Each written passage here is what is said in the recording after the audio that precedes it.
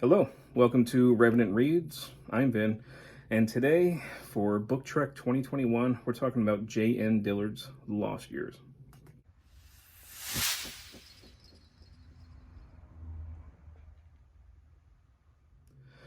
So, Book Trek 2021 is where myself and some great co hosts, and also some people who are joining along, are going on a 5-month mission to explore Trek fiction.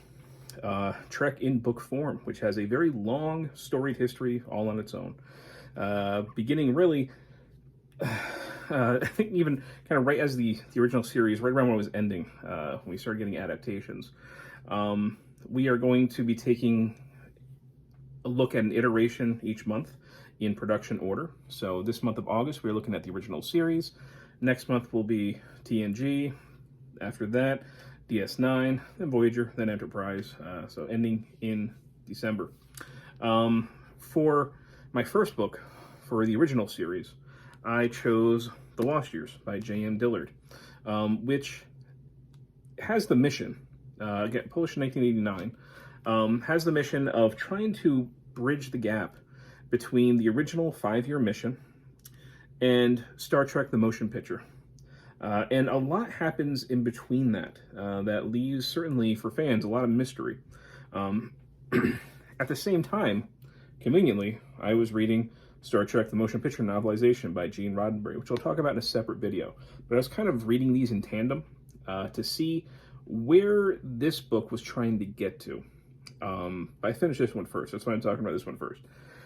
So certain things that we know from the motion picture, and I know even now from reading the novelization of the book, that J.M. Dillard had to get to why Spock would go through the Kolinahr to purge himself of any kind of emotion, really try to get rid of his human side. Why did Kirk accept an admiralty? The book mentions, the motion picture book mentions that McCoy goes and yells at an admiral for promoting Kirk. There are all these different things that we kind of have to get to that this tries to hit. For the most part, I think it does so very successfully. This is the first one that I've read by J.M. Dillard. I know that she's done quite a few others. She took over for Vonda McIntyre for the movie novelizations. But this is my first experience with this author. And she writes the characters excellently, I think. Our three main, of course, you got Kirk, Spock, and McCoy, I think are very, very well written. Uhura also plays kind of a small role in this. The rest of the cast, not so much. But it follows them from arriving at Space Dock, the Enterprise, where their mission is over. And they're all sort of, excuse me, going their separate ways. And, we see kind of the reasons why Kirk joins the Admiralty. We see how emotion ends up playing kind of a negative role for Spock and why he'd want to purge it. Although that's not the strongest part of the story, honestly.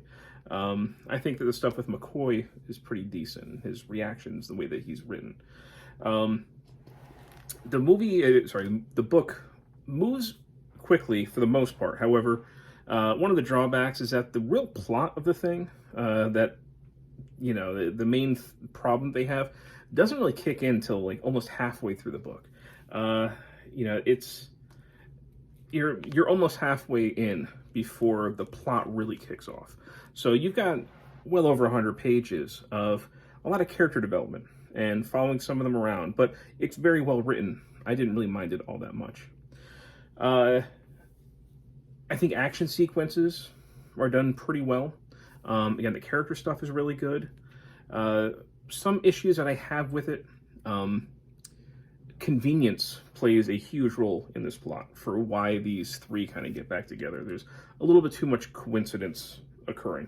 And also, we're dealing with Vulcan Mind Lords, at least the Katra of one, and Mind Lord's powers are kind of ill-defined. I don't quite understand them. At first I thought, okay, they were going to maybe control people's minds, or they can kill people, by destroying their minds or something.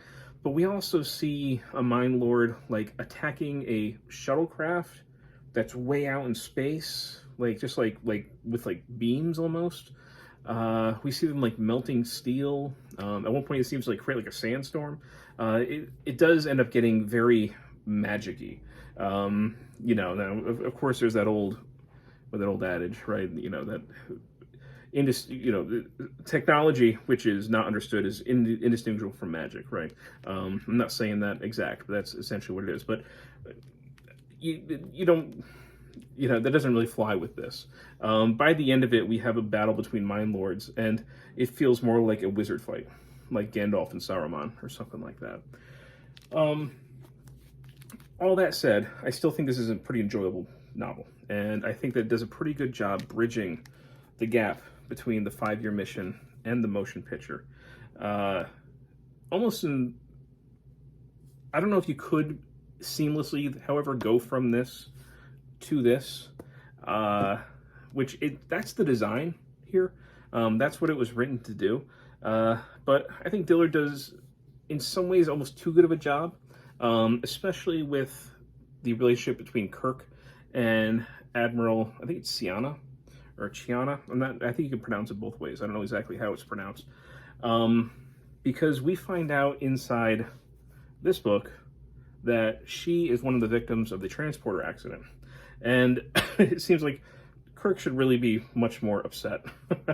Now, of course, this book was written before, but even Roddenberry talks about how Kirk was pretty close with her, and he kind of brushes that death off pretty quickly. But I can talk about that a little more in that video. But anyway, so I would consider my first book a success. It's not a home run, but it was enjoyable. Overall, well written. I did have some problem with some of the woo that was going on. There was also a tarot card reading that I didn't quite understand why it was in there. But the character stuff I think was really solid and very well done in that situation. So anyway, J.M. Dillard, The Lost Years, my first step into Book Trek 2021. Thank you, BookTube.